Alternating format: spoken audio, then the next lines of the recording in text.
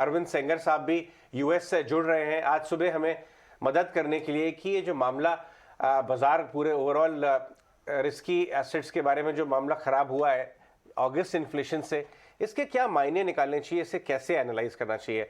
Arvind ji good morning, बहुत बहुत शुक्रिया 18 स्वदेश पे हमसे बात करने के लिए। आज इंपॉर्टेंट दिन है बहुत, क्योंकि यूएस मार्केट, हिंदुस्तान का एसजीएक्स निफ्टी सभी काफ़ी ज़्यादा नर्वस नज़र आ रहे हैं। अगर आप हमें ये समझाएं, आप तो वहाँ कितने टाइम से हैं, कि यूएस का जो इन्फ्लेशन डेटा होता है उसमें शेल्टर यानी रेंट या किराए का योगदान जो 40% है वो कितना मायने रखता है?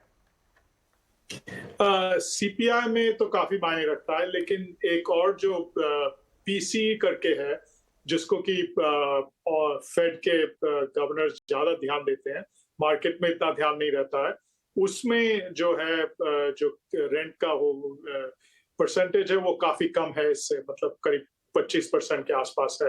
तो ये थोड़ा इन्फ्लेशन जो नंबर है वो, अगर आप पीसीई का डेटा देखेंगे जो आएगा आई थिंक नेक्स्ट वीक आता है, तो वो इतना ज्यादा बढ़ा हुआ नहीं दिखेगा।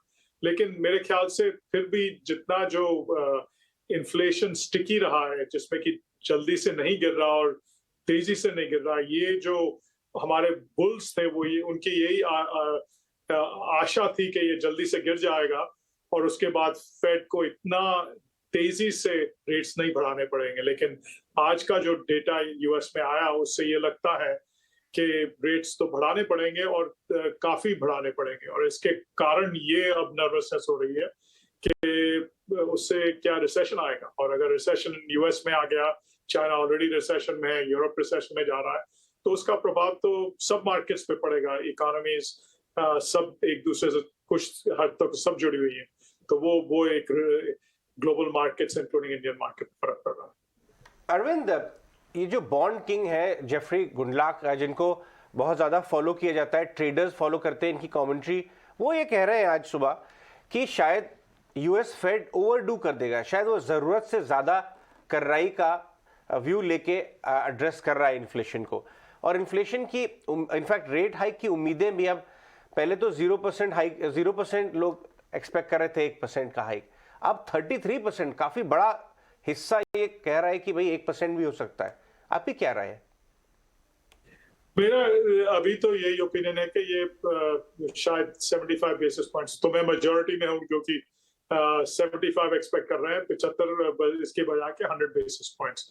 लेकिन पॉसिबिलिटी है 100 कर सकते हैं, लेकिन जो जेफरी गनलैक के कहने की बात है वो बिल्कुल सही है। अगर आप देखें तो आप 2008 का ग्लोबल फाइनेंशियल क्राइसिस छोड़ दें, उसके अलावा कई बार जो रिसेशन आए हैं उसमें फेड ने रेट्स बढ़ाते गए और इतने बढ़ा दिए कि रिसेशन आ गया। तो अब फेड को ये लग रहा है कि लास्ट ईयर, पिछले साल उन्होंने गलती की, उन्होंने कहा ये रिसेशन तो सिर्फ ट्रांजिटोरी है। तो अब अपनी क्रेडिबिलिटी अपने ये मजबूत करने के लिए कि हम इन्फ्लेशन फाइटर हैं, उसके लिए ये डेफिनेट डर है कि वो कुछ ज्यादा कर सकते हैं, ज्यादा जोड़ी से इन्फ्लेशन के पीछे को चलने के लिए कोशिश करेंगे, और उसमें गलती हो सकती है। रिसेशन नॉर्मली इस गलती से ही आते हैं कि फेड ने बहुत ज्यादा बढ़ा दिया, तो ये रिस्क डेफिनेटली है।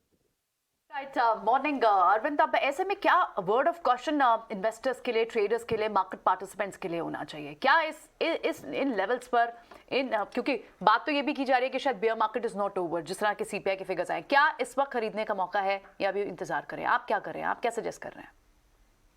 नहीं, तो पहले दिन सबसे पहले तो मैं कूदने की कोई जरूरत नहीं है, ऐसा कोई ट्रेन नहीं छूट रही है कि आज ही खरीदना पड़ेगा। लेकिन मेरे ख्याल से अगर पुल बैक आया और कुछ लोगों ने प्रॉफिट्स बुक किए या कुछ प्रे बेचे, तो इंडिया की इकोनॉमी का जहां तक मेरा ये ख्याल है कि इंडिया की इकोनॉमी एक रेयर सिचुएशन में है जहाँ की मेजर इकोनॉमीज दुनिया की रिसेशन में या रिसेशन के लगभग घुसी हुई या घुसने का डर है, और इंडिया की इकोनॉमी में ऐसा कोई डर नहीं है। तो हालांकि आउटफ्लोज आएंगे, हालांकि थोड़ा प्रॉफिट बुकिंग होगा, लेकिन मेरे ख्याल से खरीदने का ये मौका भी मिलेगा, क्योंकि Indian economic growth, earnings growth की जो अंडरपिनिंग्स है वो काफी मजबूत है। Absolutely Arvind, good morning. एक वेज प्राइस स्पाइरल को लेकर भी आपसे एक कंसर्न या इस पर आपका टेक अवे क्या है वो समझना चाहेंगे, क्योंकि फेड पॉलिसी मेकर्स ने खासतौर से सर्विस इन्फ्लेशन पर फोकस भी किया और इसका सीधा एक बड़ा चंक है जो कि लेबर बिल पर भी आता है। और जिस तरह से प्राइजेस में बढ़त देखने को मिलती है, वर्कर्स जो है वो हायर वेजेस, एम्प्लॉयज जो है वो हायर रेम्यूनरेशन डिमांड करते हैं और इसका क्लियर कट इम्पैक्ट है जो कि इकोनॉमी पर पड़ता है। एम्प्लॉयर्स को भी इसी के चलते प्राइस जो उसमें राइजिंग ट्रेंड देखना पड़ता है। तो फिर वेज और साथ ही प्राइस स्पाइरल को आप कैसे देखते हैं? हाँ, ये वेज स्पाइरल तो 70s में सबसे बड़ी प्रॉब्लम वही आई थी कि पहले और दूसरा इन्फ्लेशन आया, फिर वेज यूनियंस का और बाकी सब वेज इन्फ्लेशन आया। तो उसको वेज इन्फ्लेशन को सबसे डेंजरस माना जाता है, जिसके बाद फिर रोकना मुश्किल हो जाता है इन्फ्लेशन को। तो उसको कुचलने के लिए, उसको खत्म करने के लिए अनएम्प्लॉयमेंट बढ़ाना पड़ेगा। अनएम्प्लॉयमेंट बढ़ाने के लिए इकोनॉमी को स्लो डाउन करना पड़ेगा। और कितना धीमा करना पड़ेगा इकोनॉमी, उसमें यही आ जाता है कि बिना रिसेशन के क्या ये किया जा सकता है। और मेरा यही डर है, इसीलिए मैं ये नहीं मानता कि मार्केट जो जून में बॉटम था वो डेफिनेटली बॉटम आ गया, कि मेरे ख्याल से काफी हाई प्रोबेबिलिटी है कि रिसेशन के बिना ये वेज प्राइस स्पाइरल जो कहलाता है उसको खत्म किया जा सकता है। तो इसके कारण रिसेशन की पॉसिबिलिटी काफी हाई हो जाती है और उसके कारण फिर मार्केट का यहाँ से बिना सीवियर करेक्शन के आगे बढ़ना मुश्किल लगता है मेरे को। ये मैं यूएस मार्केट की बात कर रहा हूँ और उसका प्रभाव ग्लोबल मार्केट्स पर आएगा। तो ऐसा नहीं है कि यूएस मार्केट में रिसेशन आ रहा है, यूरोप में रिसेशन आ रहा है और इंडियन मार्केट बिल्कुल भाग जाएगा, क्योंकि इंडिया में भी कंपनीज जो कि एक्सपोर्ट डिपेंडेंट है और इंडियन इकोनॉमी में है कंपनीज जो एक्सपोर्ट डिपेंडेंट है। आईटी की बात कीजिए और भी सेक्टर्स की बात कीजिए, तो उसका असर ओवरऑल इंडियन इंडेक्स पे भी आएगा। अरविंद जी, बहुत बहुत शुक्रिया समझाने के लिए, लेकिन आपकी पूरी बातचीत से उसका एक जिस्ट जो मुझे समझ में आया वो ये है, हालांकि आप कॉशियस हैं, आप सारे इंडिकेटर्स को देख रहे हैं बहुत ध्यान से, लेकिन आप अच्छे पुल बैक्स का इंतज़ार भी कर रहे हैं और आप उसको यूटिलाइज करेंगे पोजीशन बिल्ड करने में। एक जल्दबाजी में नहीं, लेकिन एक कदम सोच सोच के आप रखेंगे। ये मुझे लग रहा है कि आपका जिस्ट है। बहुत बहुत शुक्रिया अरविंद जी हमसे बात करने के लिए। आपसे एक बड़ी लंबी चैट बनती है बहुत दिनों से, हम शेड्यूल करेंगे जल्दी ही। अरविंद सेंगर हमारे साथ जियोस्फीयर कैपिटल के जुड़ रहे थे यूएस से। खालिस स्वदेशी फंड मैनेजर हैं, यूएस में काफ़ी सालों से हैं और भारत और ग्लोबल मार्केट पर नज़र बहुत क्लोजली रखते हैं।